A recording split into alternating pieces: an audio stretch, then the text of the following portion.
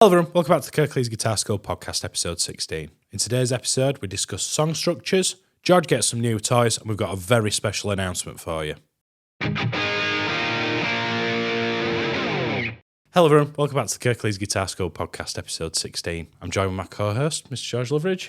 How you doing, George? I'm all right, James. We always like to start the podcast with rock or roll or stroll. So how was your week then? This week's been a rock for me. Right. I've been shopping. Ooh. I've spent some money, which doesn't happen very often. Ladies and gentlemen, this is such a rare occurrence that Yeah. George actually puts his hand into his pocket, retrieves his wallet, and anything apart from a moth comes out of it. I put in the Facebook group a little teaser of a big Thomann box in a guitar shape. So drum roll, please. It wasn't a new guitar, as a lot of people thought. It was a case for a guitar. That's the most boring. New There's more stuff. There's more stuff. So I've got 12-string guitar. We've had it on the podcast. We've got a couple of gigs coming up with the KGS staff band. We've spoken about this before. I'm going to need a 12-string for one of those songs. I'd like to put the 12-string in more than a bin liner. And I take it outside. So I bought a big Gator hard case, so it fits snugly in there and I can get some supplies in there as well. Also in my basket at Thomann was the Boss Katana Go headphone amp. Oh, wow. Right. Okay. So this, if you don't know, basically it's one of these katanas in a box the size of a tuner, like a plug-in tuner, and you have access to everything that's in a katana, but through a little device. Now, you can plug your headphones straight into... I also bought a good set of studio headphones as well, some Behringer D something, insert code here. Big name, quite expensive, good sound. But you can plug your headphones straight into the amp and you can flick through a little toggle. Or you can get a dedicated app, and you've got this whole layout of everything Boss do on your phone, and you can just instantly change. So does that include the pedals as well? Yeah. So you could put a DS1 in the Yeah, chain it's got it's got the DS1, it's got the SDE 300, which is Eddie Van Halen's reverb unit, okay. which Boss patented 2 years ago. So you've got delays, you've got tube screamers, you've got treble boosters, everything, and you can stack them all simultaneously. Andrew Todd in the Facebook group was asking about headphone amps, and now you've kind of had one for a while. What's your experience been like? 100% just do it. Yeah. I wrote about it when it came out last year, and when they brought out the Mark II, which I've just bought, which is slightly more. I was on the fence about getting the Fender one, or I think Electro Harmonics do one, but because I know Boss here from what we do, I thought I'd go with Boss, and I can't recommend it enough. I haven't been as enthused about playing since I was a teenager. Wow. I played a gig on Sunday, played guitar for 2 hours, got home, drove 2 hours back from Telford, put the guitar right, put the PA away, changed, got my Les Paul out and plugged straight back in. I couldn't wait to pick up the guitar again. That's really cool when you've played for a long time, isn't it? Yeah. How you sort of, you're excited to...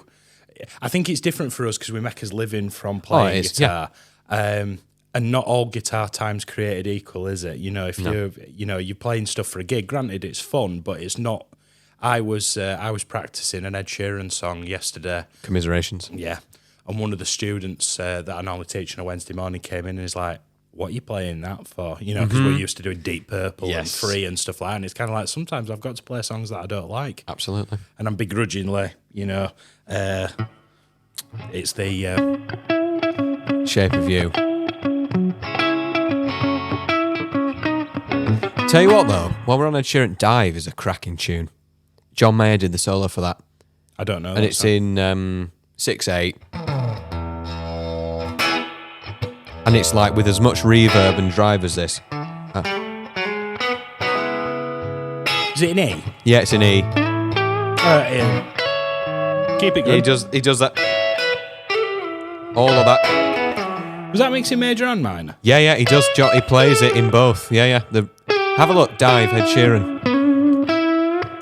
Anyway. But aside from playing Ed Sheeran, has it been a rock or a roll for you this week, James? It's been a really productive week. We've got loads of stuff coming up on the KGS YouTube channel within the next couple of days that I've been working on. So Module 6 of the fingerpicking course went out 2 days ago, which concludes the fingerpicking course. In a week's time from you seeing this, there'll be a big video that goes out, everybody, with all 6 lessons put into one giga course. That I like you can those. check I out. liked it when you did the blues one. Yeah. You can just sit and go through it. We're going to do quite a lot more of that in the future, which is going to bolt into a big project that I've got over the summer. So keep your eyes peeled for that. There's something real.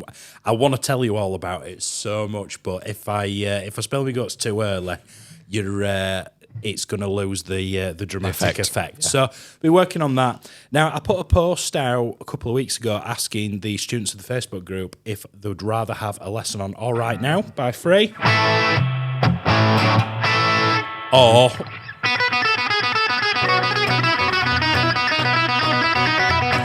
Thunderstruck by AC/DC. So we've done All Right Now, therefore. So Thunderstruck's coming on. Thunderstruck will have gone out on Friday as the podcast airs on Sunday. Now, I think the video is something like 52 minutes long. I've not just learned how to play it, I've gone into it with a fine-tooth comb and retranscribed it all, and it's taken me the best part of 3 weeks to do this transcription. Wow. All down to the little inflections. And most of my lessons are kind of around the one guitarist on the gig kind of scenario. If AC/DC rang me up and I'm the only guy on the gig, that's what I would play. And it's been really refreshing to play something that's actually making me, I don't want to talk out of turn, but something that's sort of making me sweat a little bit. Yeah, for lack of a better you need to term. be stretched every now and again. And I'm going to keep it in my repertoire as kind of a yardstick for whether, I've spoken before in previous podcasts, whether I'm down to my fighting weight or not, as in how well I feel I can play at the minute. My new yardstick is if I can play that at 100% speed, I'm okay, and I'm sort of fit and ready to play. So that's all been a rock, but there's been a bit of a roll, George, or there's a bit of a roll coming. Yes, we've been sat on this for a few weeks. It's like, don't tell the children, but we have to mention Mum it. and Dad need to have a conversation. No, we still love each other very much. This episode is the finale of season 1. Cheers. We're going to, this episode's going to be the last episode, and we're going to take, is it 5 weeks off? Yes, I believe we're going to re-air on the 20th of July. Okay, there's a couple of reasons for this, everybody. The podcast's great. The feedback that we've been getting has been excellent. We've only got a finite amount of time to be able to produce this show, and it takes up most of us week. Most of the time that we have in the week to do this gets eaten up in actually producing the weekly episode for you all. We're going to have a little bit of time off and use that time where we would normally be making the show to make the show better. Yes. We're going to have for season 2. So what's season 2 going to do that season 1 doesn't, George? Season 2 is going to land on its new channel. It's going to have a bespoke channel. So the Kirklees Guitar School channel will still exist here for your lessons with James, but we're going to have our own channel, which there'll be a link down below. Fingers crossed. And there's a multitude of reasons for this. YouTube will put... We've currently got 2 offerings, and YouTube's trying to send that to 2 different audiences. Some people really like the podcast, not that bothered about the lessons, and some people and vice versa. We're going to try it for season 2, but season 2, we're going to taking back the feedback from everybody who's been watching. Thank you for that. Please do let us know your thoughts. It fuels the below. podcast. But more playing. We're going to try the single format a little bit more. Yeah. Slightly shorter podcasts, but but on like one very niche thing about guitar playing that everybody that watches it goes, I've taken something from that and I've really enjoyed listening to that. Obviously still in the similar format, but we're gonna lose the show kind of aspect of it for a season and see what that does. And we've got a very, very, very special idea coming up, which we will let you know in the first episode of the next season. Yes. We've got, it's exciting. I'm looking forward to it. So in the interim, feel free to go and watch the other ones, because I've certainly forgotten a lot of stuff that we've spoken about. So go back and have a look. What I tend to do in these breaks is I go back to the beginning and I watch them all again. Yeah, we all do it. I've watched Top Gear many times. Yeah. I mean, there's like 30 seasons of that with the trio, but go back and have a watch. Also, I'll put a link in the. I'll put a link as the first link in the description for if you want to go and subscribe to the new channel. Yes, because it won't be aired here. I'll still share it in the Facebook group, but if you want to get on early, and we've got a couple of little bits to share over there in the interim, a little sort of like best of clips of season 1. So head over there and subscribe to the channel so you're ready for it. What date was it, George? I think it's Sunday the 20th of July. We'll be airing season 2, episode 1. Excellent. Right then. Yeah. So all housekeeping out of the way. Within the first 10 minutes, that might be a record. Wow, okay. Setlist. Quick. So what are we talking about today, So George? this week, we're going neck deep, first of all. We're looking at the Nova Go Sonic. We've been sent a guitar for the podcast to have a look. Now, we're just going to gloss over this very quickly because James will be doing a full review on the channel later. We're then looking at our technical focus. We're looking at song structures. So your verses, your choruses, your bridges, what does that mean? What do they mean? What do they include? What makes them different? That sort of thing. We're then looking at tone talk. we're going to speak a little. Well, to be fair, we don't need to do that now. We've spoken about season 2, so I think we've done tone talk already today. Topsy turvy. Yeah. We've then got our audience questions, pick our brains, concluding with our jam to finish off. Excellent. So you have the Nova Go Sonic in the lesser spotted white. Yes. Colour. So Enya Guitars, Enya Guitars sent me an email and said, "We love what you do. We'd like to send you a guitar to have a look at and do a potential review." Now, I haven't actually made the demo yet. That's Tuesday's job. So you guys will see the podcast before you see the actual official video. Now we're not set up for the podcast today for me to do a full in-depth. We just kind of want to talk about it, and then as and when the video is available, the full review, I'll put it in the description and I'll put a card up for you. So the concept of this is it's a travel guitar. Adults can use it as a travel guitar, or it's a little bit more of an upmarket beginner guitar for children. And I feel like it serves both those markets. It does, yeah. Really It looks like it. So it's a they say on the website it's carbon fibre. I think it's more a sort of composite type thing that they've got. I might be misspeaking there. I will correct it in the edit if needs be. But it's kind of a set. It's almost like injection molded. Is it one piece? It's one piece. Right. The whole thing is one piece, and it's like a half-size guitar. Yes. It's really comfortable little guitar, but this is called a smart guitar. Now, a smart guitar has electronics in it where it can generate its own reverbs and its own effects. That's cool. So, without anything switched on, It's just an acoustic guitar. it's just a little... Again, we're just relying on the Rode microphones picking these up. Don't expect amazing sound quality. We'll do that in the demo. But you have this little button on the side, and I can press that down, and it lights up. Oh, I like the reverberation within the guitar. But then I can select reverb, delay, a sort of, I think it's like an auto wah kind of envelope filter type thing. And I've not really figured out the best use for that yet. And then you've got a chorus. But what that does is this guitar has a little speaker in it, and you charge it up via USB. That's really spooky. Once you get used to it, you can make it quite musical. It sounds like that guitar in a hall. Yeah. Yeah, well, And hall that's what reverb, yeah. is. Now, just for dramatic effect, I've got this turned all the way up. I can turn it down to make it a bit more palatable. I'm just hoping the microphones pick this up. But it gives you this really cool... It makes me play different. Yeah. You know, and you've got your... sorry, I've just turned it off by mistake. I'm still learning how to use this, hence why the video hasn't come out yet, because I want to play it for a week or so before I make the video so that I can sort of get used to... It's like it's crackling a little bit, and I want to know why, you know, because I don't want to go, and it's Enya's fault. It's probably user error. I don't know whether the microphones will pick this up, but I'll set this up in a sort of Hank Marvin type bit of delay, so...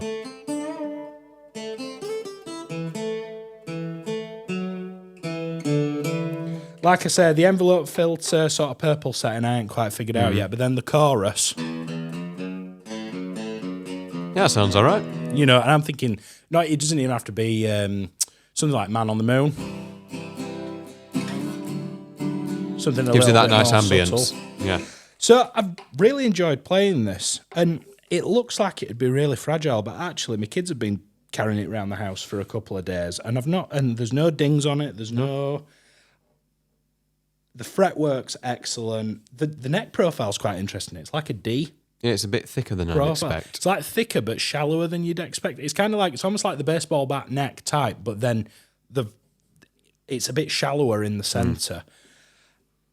And I'm really pleased with it. Yeah. Yeah. So what are your first sort of initial So you showed this to me about a week ago. I haven't touched it. You just said, look at this. It's here. I went, all right, okay.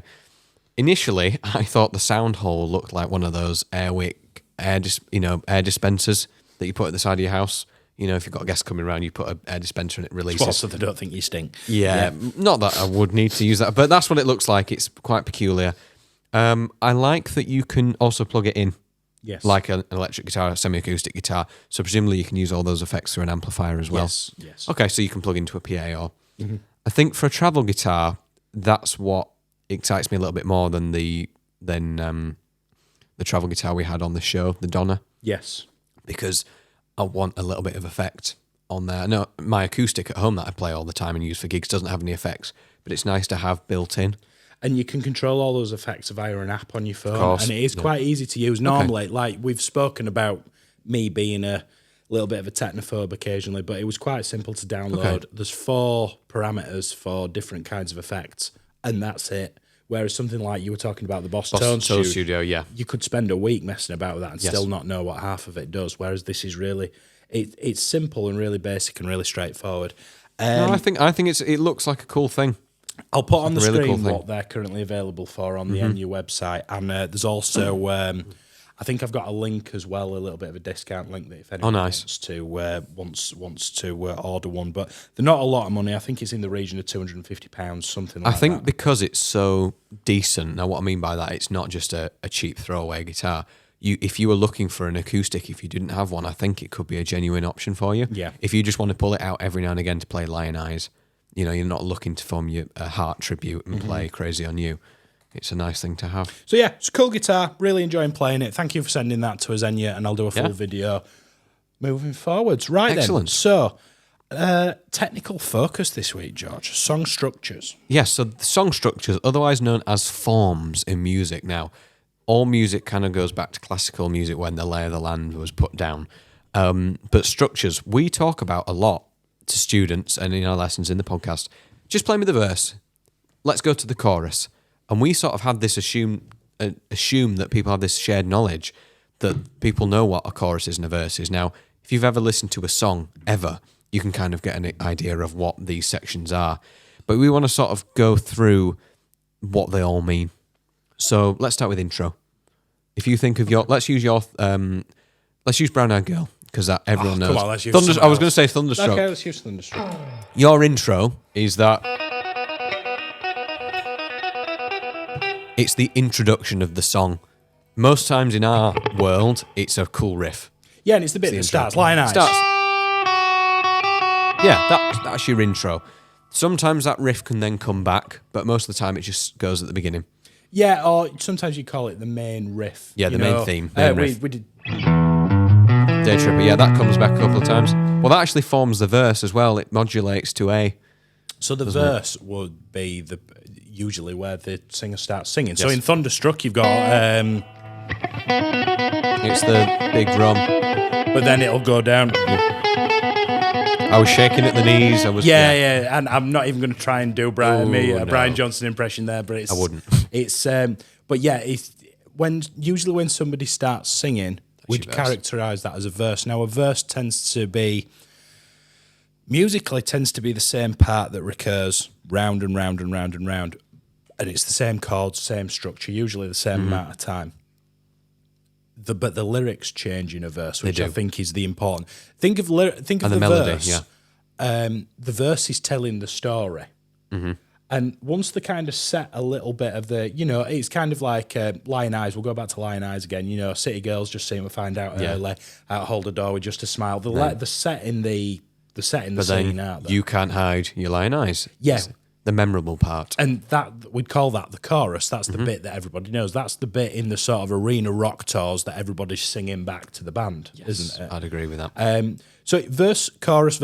Like if you've come to any of the groups at Kirklees Guitar School, and how we've got our room set up is all the students sort of sit in a D shape, and then we've got a big TV mounted on the wall, and I usually stand up, and I'm sort of pacing backwards and forwards, keeping an eye on everybody while we're playing along to some music, and I'm barking verse 2, 3. Yeah, we shout at people for a living. Yes. Verse, chorus, bridge, all that. So you got your verse, which is setting the scene, telling the story. You've got your chorus, which is kind of the main theme of the song and the bit that everybody remembers. What else should a good song have in it, Well, George? From there, before we look at the bridge, which would come next typically, from a guitarist perspective, regardless of the lyrics and the melody, you've got a set of chords for your verse and usually a set of chords for your chorus.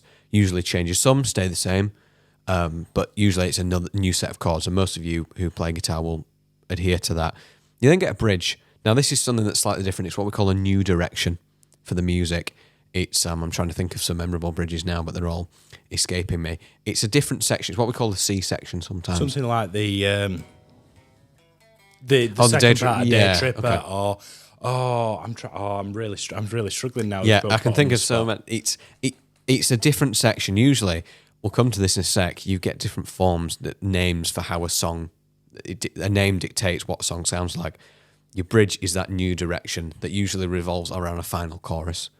Yeah, and it's just giving the listener something a little bit more palatable because they've heard one of two sections. They've heard, usually in your typical pop rock song, you've heard an intro, a verse, a chorus, another verse, and then before that final chorus, you'll have that bridge.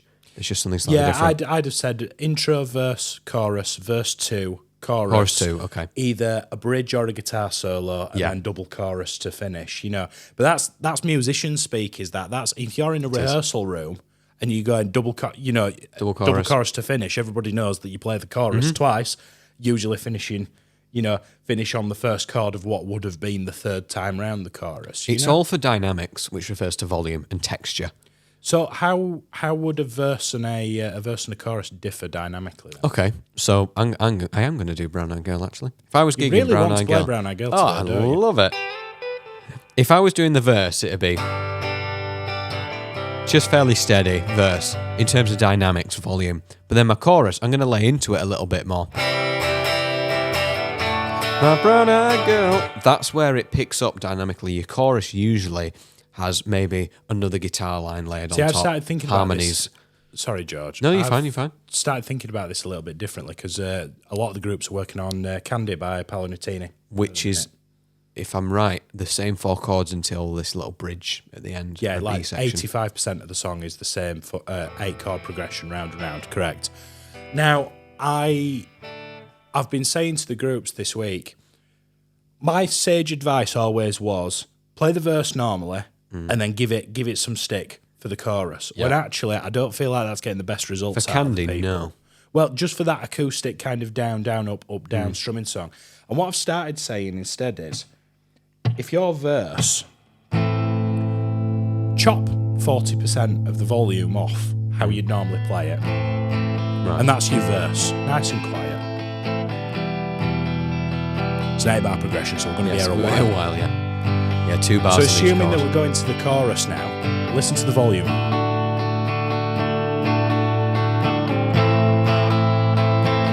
Now, compared to how you just, there was a definite jump in volume, and bands should form peaks and troughs. It up makes it and interesting down. to the listener. But when you did that with Brown Eyed Girl, I almost felt like your strings were distorting a little So I was putting bit. too much. So you want to start lower, is what you're saying? We talk about panache quite often. We do. Every time I can get that word in, I try and get it in because it makes it sound like I know what I'm talking about. That's, instinctively through your 16, 17 years of playing guitar, when you're playing your guitar too hard. Yes. A lot of people that have played for 18 months haven't quite got that. You say give it some attack, stick. They're giving it some stick. Yeah, and then we're replacing strings and doing all that. Okay, yeah, I kind get of what you're stuff. saying. So, yeah, we've talked about verse, we've talked about choruses, bridge, a middle 8. Why do you call it middle 8? Because it's usually 8 bars long. Correct. It refers to the length of it. This is usually a bit arty-farty, a middle 8. Beatles started going into middle 8. We Can Work It Out by the Beatles has a middle 8.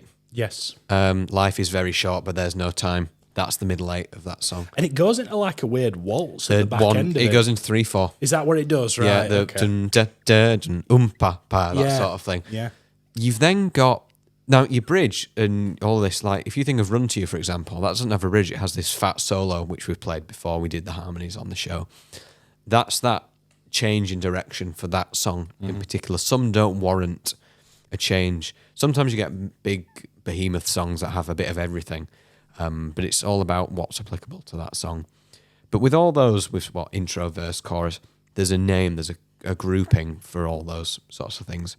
And it's all about communicating to other people in your band, isn't it? You can say, we go back to Back to the Future sometimes. Marty gets on stage and he says, guys, this is a blues in B flat. This is a blues in B, watch out for the changes. So we know it's a 1-4-5 in B. But back to our song structures, we have what we call binary form. Binary is A and B. Think of that like verse, chorus. Verse is A, chorus is B. Chorus is B, correct. Candy. I know there's that really cool I used to know how to play it. Candy is A, B. You then get ternary, which is A, B, B, A.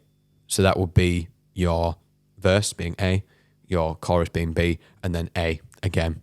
Now, we can have different variations of these, or a couple of ternary forms strung together, which we refer to that as rondo. Most pop rock songs are rondo. You've got A, B, A, C, which is your bridge, and then A. Now, all these A's, you could have A1 and A2. Now, this could be, if you think of a song that starts quite steady, they do a chorus, and then by the time we do the second verse, there's a bit more going on in the backing. Like, for example, the drums might come in. Think Knocking on Heaven's Door, Guns N' Roses. Slash is doing the... And then you get that big drum fill, and the whole band are in. That'll be like A1, A2 together. So we don't want to get too wrapped up in this, but it's always nice to know what section's what, I think. Yeah, I haven't really thought about binary and ternary forms since I was studying music. Yeah, it's stuff if you study music. It's stuck in classical music. It's sort of frozen in time. Is that we tend to discuss verse, chorus, verse, things like that. Yeah. Oftentimes I'll describe things as an A section or a B section, but that's about as far as it goes. So we've got our Pick Our Brains segment next. So I'll kick the first one to you, George, and then we'll go vice versa. So Alistair on the Facebook group asks, how long should you spend practicing during guitar time? 5 minutes, 10 minutes, 20 minutes? Oh, Alistair. Depends what you're working on. Okay. And what your goal is.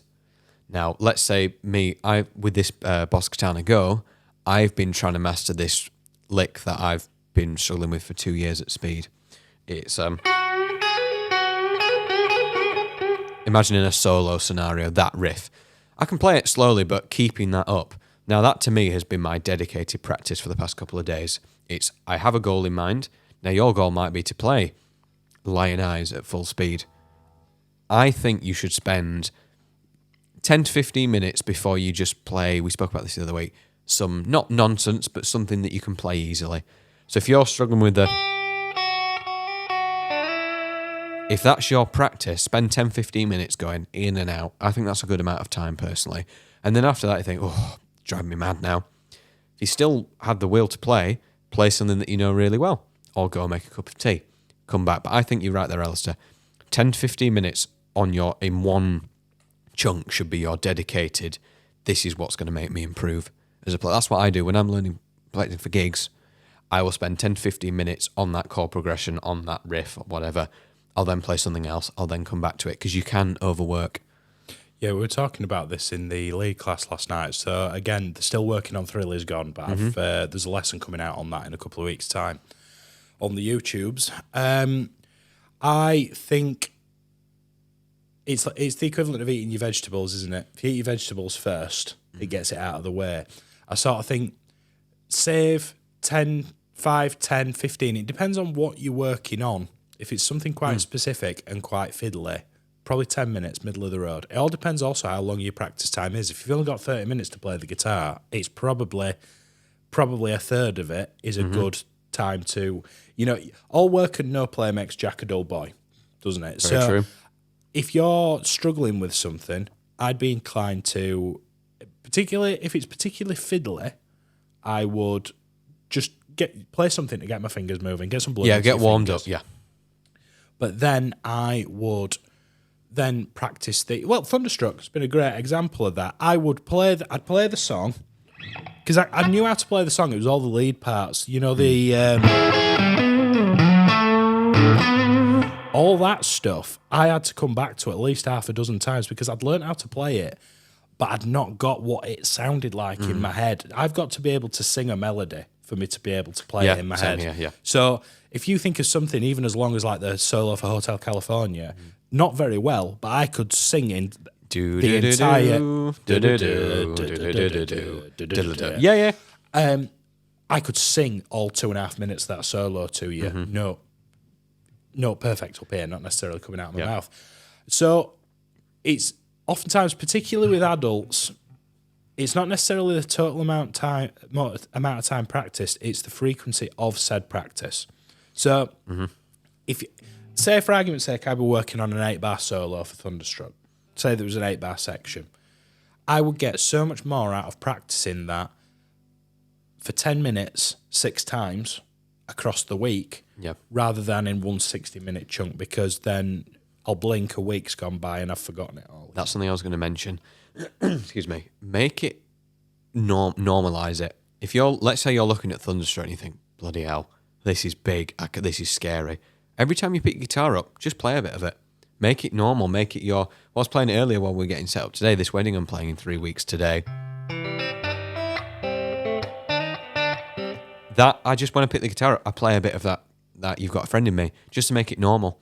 I say that to my students. When you pick your guitar up, first thing, like you said, get it out of the way. And it's not that you're getting out of the way, you're just making it normal, because as players, we put stuff on the shelf. I often find that I find myself procrastinating when all I needed to do was... I found myself at a point this week where I was looking at that piece on the music stand for the AC/DC lesson, and I had 8 bars left to do for the whole song, and I had the whole transcription done. I just had 8 bars to finish, and it's Tuesday morning. I start at 8 o'clock, and it's 8:15. I'm sat looking at these blank 8 bars, and I've got till 5 p.m. to produce the video and get it all ready. And I'm going, oh, is there any way around this? And I'm like, no, it needs to be right. It needs to be right. But I think I'd just be, because I'd spent 3 weeks working on it, albeit in little chunks, in little 20-minute chunks. I just nearly didn't finish it because I got a little bit burnt out with it. But sometimes you have got to kind of, it's like Wednesday. I really didn't want to go to the gym. I sat in the car park and just like, in the rain. Yeah, I really don't want to go in there. But once I'd kind of had a word with myself and got on with it, I was really glad that I did. Yeah, we say that about a lot of things in life. When I was working on my Herald, removing years of rust with an angle grinder, it's miserable, it's horrible, you don't want to do it, but it's progress. And we always put stuff on the shelf. You might have put that gym session a bit higher in your, on your head, going, oh, I can't do that today, I don't want to. We do that with guitar playing as well, especially in terms of complexity. You say Sultan to Swing to someone, and they go, no way. You go, well, play me a D minor, play me a C, play me a B flat, play me an A. Oh, I've done it. You say it all the time. Make it this big. Yeah, and then make it bigger again. Excellent. So what's the second question? So this comes from Mark Jones. Thank you, Mark. String muting and percussion techniques on acoustic. I was paraphrasing. Yeah, I was going to say, so basically, I think, Mark, what you're looking for is percussion techniques while you're playing on your acoustic guitar. So knowing you, Mark, and knowing the lessons that we've been covering, what Mark's referring to there is occasionally you'll hear me play.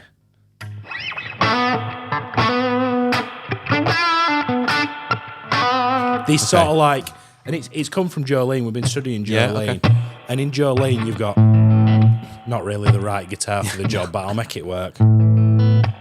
Yeah, you're slapping. Yeah.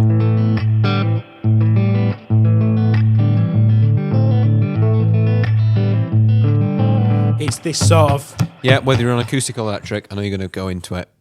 But have you got anything to sort of add to that before I waffle on for 5 minutes about it? Bridge is your friend. I say this to everyone. Rest on your bridge. When you're strumming, you're using your elbow to play. We said this before on the show. When you pick him, I'm resting on the bridge. Now, right, let's say you've got a crazy Floyd Rose setup. You're not going to want to park yourself on it, but you can rest on it. Now, that's going to help with that. Like, we play, there's a cover of Toxic, Britney Spears, that we do. Same idea as Jolene. Just play that a bit more for me.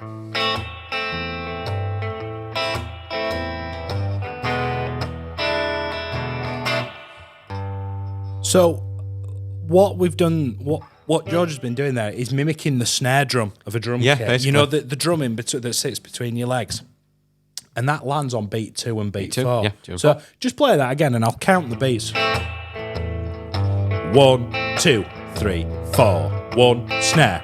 3, 4. 1, 2, 3, 4. Now that's called the backbeat. The backbeat gives you... It's what makes people bob their head and want to move. There's 4 beats in a bar, but beat 2 and 4 is where it's the backbone of it all, and that sort of almost keeps that kind of marching rhythm to something. Mm-hmm. So the only other thing I'd say, Mark, this is what I do at gigs everywhere. Fleetwood Mac, great example for this one. Mm-hmm. Back to your forms, it's verses chords are all the same, but some verses are loud, some verses are quiet. So what I'm going to do, I like to palm mute and sort of hit down a little bit harder on the strings. So I might have verse 1.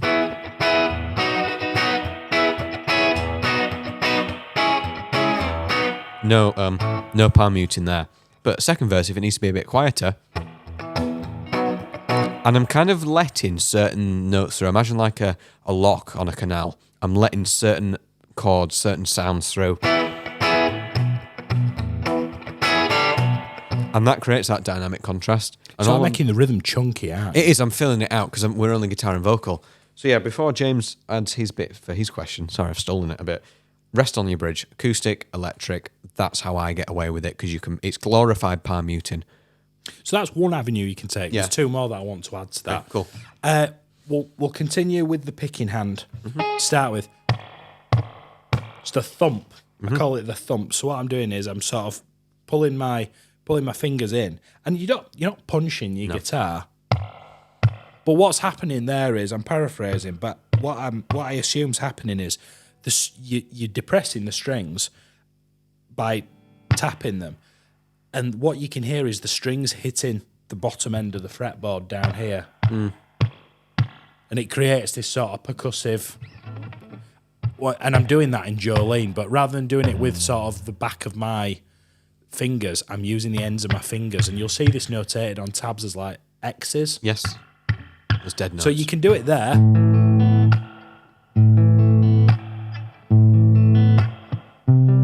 It's very singer-songwritery, very buskery, but it works. That's a really nice progression. Yeah. It's like Taylor Swift's next single, that. 6, 1, 5. Back to you. Oh, that's made. Anyway, we're getting out in the weeds. But so you can do it with that hand as a kind of... More modern example that we get, 2002 by Anne-Marie does that kind of thing. I don't know that song. Okay, that's how the track goes. Yeah, I'd describe that as finger picking, electric guitar finger picking, okay, isn't yeah. it? You know, it's a little bit more percussive. Now, another way that you can do it that's more kind of lead guitar based is muted notes. Is that with your left hand? Well, what I'm doing is I don't know. I could go, if I'm playing a bluesy lick, the rake in Brick in the Wall. Yeah, anything. Yep.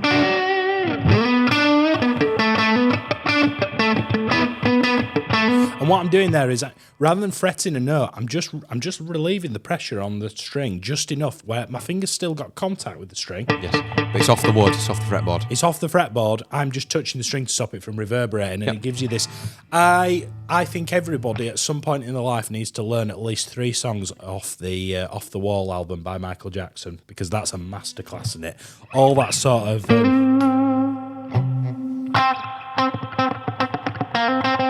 Yeah. So all that Chic's Get Lucky by Daft Punk. Now, can you play that without the lifts? Same strumming pattern, but no, I call these lifts. I don't know what you call them. The way we just said you're lifting your fingers off the wood, but not the string. So can you play that same strumming pattern the lift? Without the lift. Or just sit on the B minor.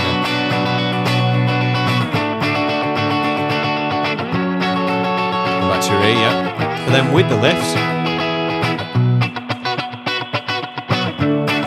So James's right hand is doing exactly the same thing, but it's the left hand that gives it that choke. It's like, I'm using this analogy quite a lot at the minute. Imagine rope passing through your hands, and you just that's a really grabbing good way it to look at it, every now and again, and that's what you're letting through.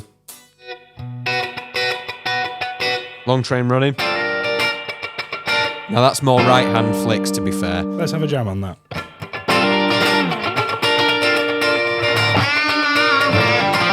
What's happened?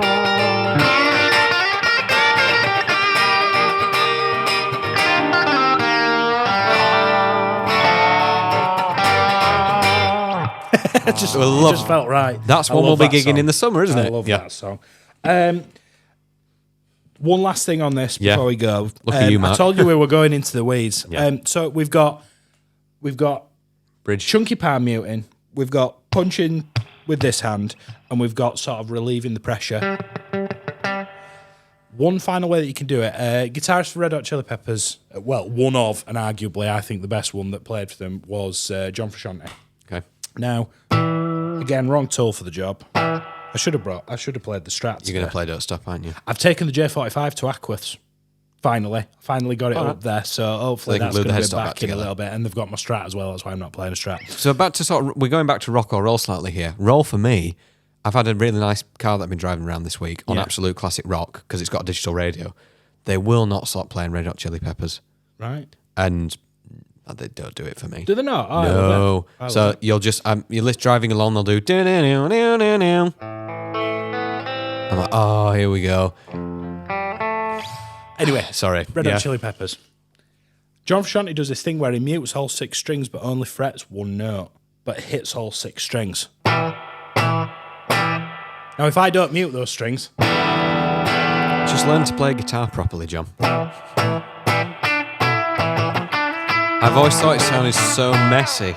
But that's the point. I know it is. We talk about it's like it's that precision mess. But you can get that by muting all the strings bar one and you're getting that percussive noise of your pick.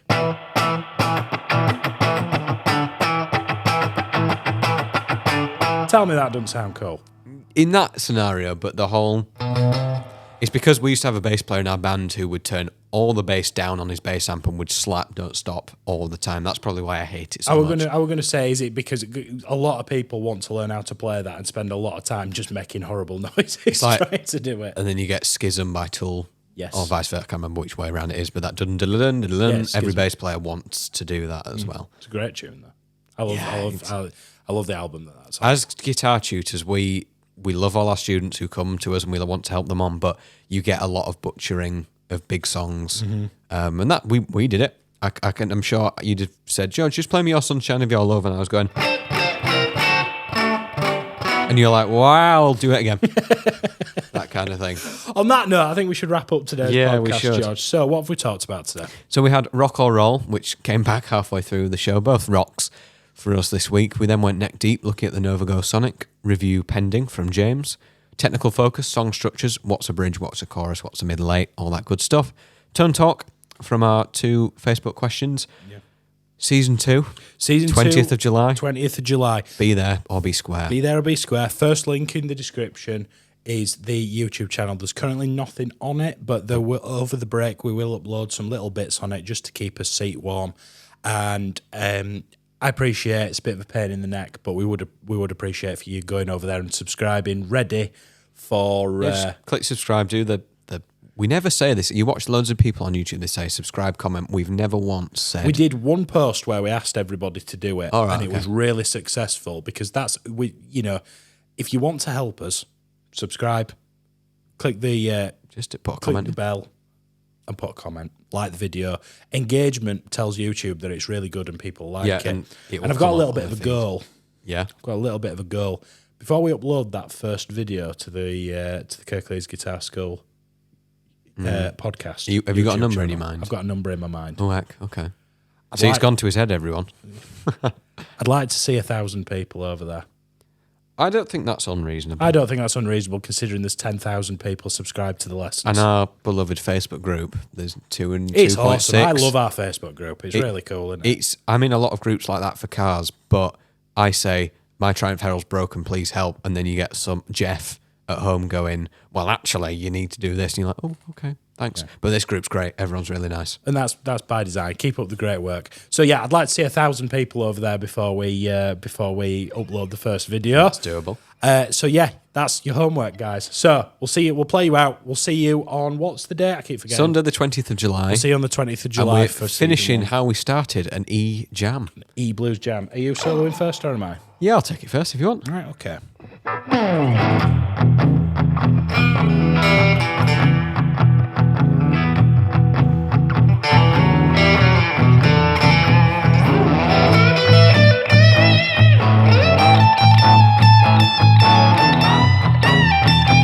Bit Stevie Ray Vaughan.